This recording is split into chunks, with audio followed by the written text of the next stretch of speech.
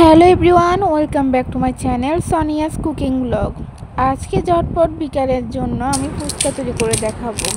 ফুচকা তৈরি করা অনেক ঝামেলা, দেখা যায় ফুচকা তৈরি করতে করতে বিকাল পেরিয়ে সন্ধ্যা হয়ে যায়। ফুচকা তো সবাই ভালোবাসে, তাই বাজারে অস্বাস্থ্যকর পরিবেশে ফুচকাগুলো না খেয়ে বাসায় কীভাবে খুব সহজে ফুচকা তৈরি করতে পারেন, আজকে এই রেসিপিটা আপনাদের জন্য। আমি একসাথে অনেকগুলো ফুচকা সংরক্ষণ করে রেখে দিয়েছি এবং এগুলাকে আমি আপনাদের ভেজে দেখিয়ে দিচ্ছি। দেখেন, আমি এরকম অনেকগুলো ফুচকা একসাথে তৈরি করে সংরক্ষণ করে রেখে দিই। এতে করে যখন ফুচকা খেতে মন চাইবে তখন বের করে তেলের মধ্যে ভেজে নিলেই ফুচকা তৈরি হয়ে যাবে।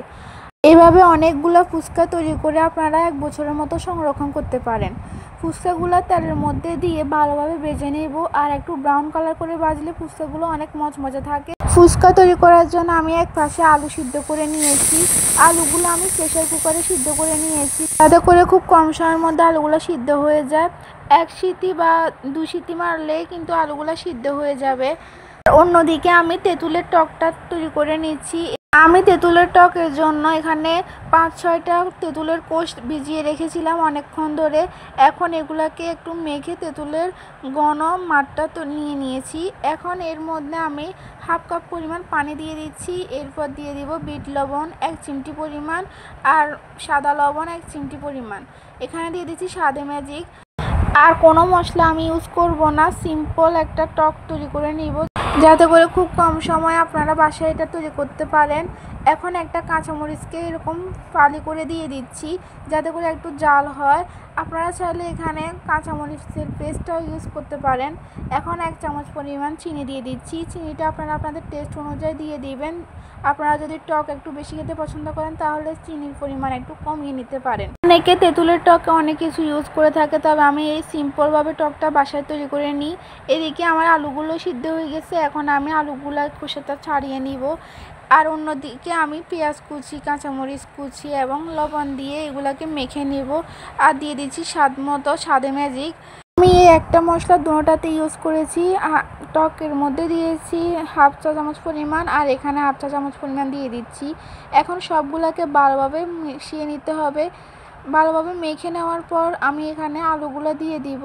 সিদ্ধ আলুগুলোকে দিয়ে দেওয়ার পর আবারও সবগুলোকে ভালোভাবে মেখে নিতে হবে। আজকের ভিডিওটা আমি একদম সিম্পলভাবে তৈরি করেছি। আমার হঠাৎ করে ফুচকা খাওয়ার ক্রেভিং উঠেছে, তাই আমি ঝটপট এই আলু ভর্তাটা তৈরি করে নিয়েছিলাম। আর টকটাও আমি ঝটপট তৈরি করে নিয়েছি, তাই ভিডিওটা ওরকম সাজানোভাবে তৈরি করা হয় নাই। বাট ফুচকাগুলো খেতে এত বেশি মজা হয়েছে, একদম বাজারের ফুচকাকেও হার মানাবে এই রকম হয়েছে।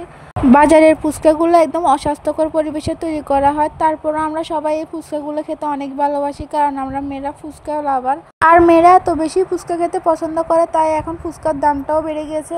তাই আমি চেষ্টা করেছি এখন আর বাজার থেকে ফুচকা না কিনে বাসায় ফুচকা তৈরি করে খাওয়া। বাসায় তৈরি করলে দেখা যায় অনেকগুলো ফুচকা খাওয়া যায়, একদম মন ভরে খেতে পারবেন। আর দোকানের 1 প্লেটের ফুচকার দাম দিয়ে কিন্তু আপনারা এখানে 5 প্লেট ফুচকা খেতে পারবেন। তাই আমি আপনাদেরকে বলবো, যারা যারা ফুচকা লাভার তারা চাইলে ঘরে এরকম ফুচকা সংরক্ষণ করে রাখতে পারেন, তাহলে ঝটপট আপনারা ফুচকাটা তৈরি করে খেতে পারবেন। তো যারা যারা ফুচকা সংরক্ষণের ফুল রেসিপিটা দেখতে চান তারা আমাকে কমেন্ট সেকশানে কমেন্ট করেন, তাহলে আমি আপনাদেরকে ফুচকা তৈরির প্রসেসিংটা দেখিয়ে দেবো, যাতে করে আপনারা 1 বছরের মতো ফুচকাগুলো সংরক্ষণ করে রাখতে পারেন। এবং যখন মন চাইবে তখন শুধু বের করে তেলের মধ্যে ভেজে নিলেই ফুচকা তৈরি হয়ে যাবে। তো আশা করি আমার আজকের এই ভিডিওটাও আপনাদের সবার ভালো লেগেছে। আর ভালো লাগলে অবশ্যই আমার চ্যানেলটিকে সাবস্ক্রাইব করে পাশে থাকা বেল বাটনটি ক্লিক করে নেবেন। আর ফুচকা তৈরির রেসিপিটা কারা কারা দেখতে চান তারা আমাকে কমেন্ট সেকশানে কমেন্ট করেন, আমি আপনাদের জন্য এই ফুচকার রেসিপিটা ফুল রেসিপিটা আপনাদের জন্য শেয়ার করব। তো আজকের মতো এই পর্যন্তই। সবাই ভালো থাকবেন, সুস্থ থাকবেন। আল্লাহ হাফেজ।